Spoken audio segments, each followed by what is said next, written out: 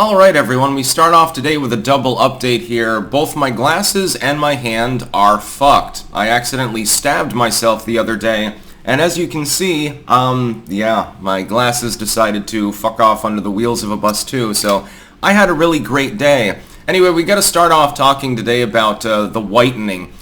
When I first saw this posted, I figured it was shenanigans. Somebody had photoshopped a page from apparently the Texas Sex Offenders Registry, actually. I didn't believe that it was real. I figured, okay, somebody got it from 4chan as rage bait, basically, and now it's being replicated by creators who aren't fact-checking the actual page. So I took the time to actually go to the registry and check it for myself. Link in the description, archived, of course.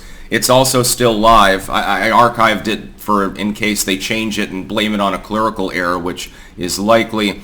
This individual here, Harrison Davy Harrison really, is listed as white on the Texas Public Sex Offender website, Texas Department of Public Safety. It's an official site. This is .gov, so this isn't, some moron page that's just collating material and had a little oopsie and accidentally miscategorized somebody. And take a look at the picture of this individual and ask yourself if the average person would describe them as white, because that's exactly what they're listed as. So for the purposes of Texas crime statistics, here's a sex crime that's listed as having been perpetrated by an individual who is white when they are clearly black. This has happened multiple times. People, for example, of South Asian ancestry are typically listed as white, according to U.S. crime statistics, sometimes as Asian. There's wiggle room. And what I wanted to draw attention to really was lies, damn lies, and statistics. When you see crime statistics, when you see polling, when you see, basically anything collated under the sun, especially by any member of the government, be very careful, because you're not exactly sure necessarily that information is actually true at all. And it always seems to tilt in the direction of blaming white people. I have noticed that is a definite trend. So when you see those infographics where they've got pictures of people who clearly they're of Middle Eastern descent or something like that, they're listed as white, when the average person, like describing them if a crime were committed and they were sending in a police report, would not describe them that way. Be very careful, because that seems to happen quite commonly. Apparently in Texas, consider this. Texas is not exactly a woke state.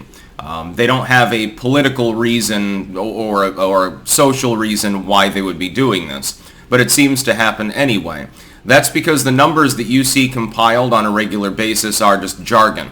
It's just bullshit, basically.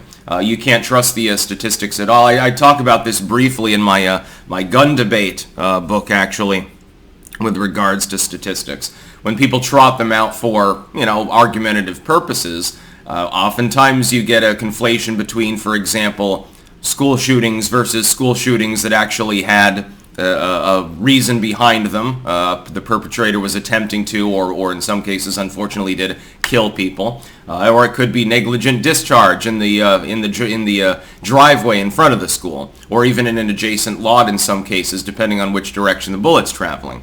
When you look at gun deaths, well, do you mean somebody died because they attacked a person and got shot, or do you mean that somebody died because somebody shot them in an aggressive manner?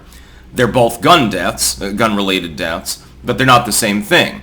But they're conflated together. They're put in the same statistics. What about gun deaths in general? Well, a third of them are suicides.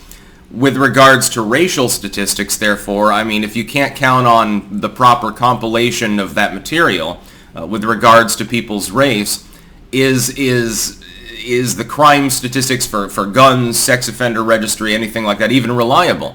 These things are constantly used by lawyers, they're used by politicians, they're used by self-professed activists all the time to push some sort of political MO, and oftentimes the material that they're using sounds good until you actually look into it.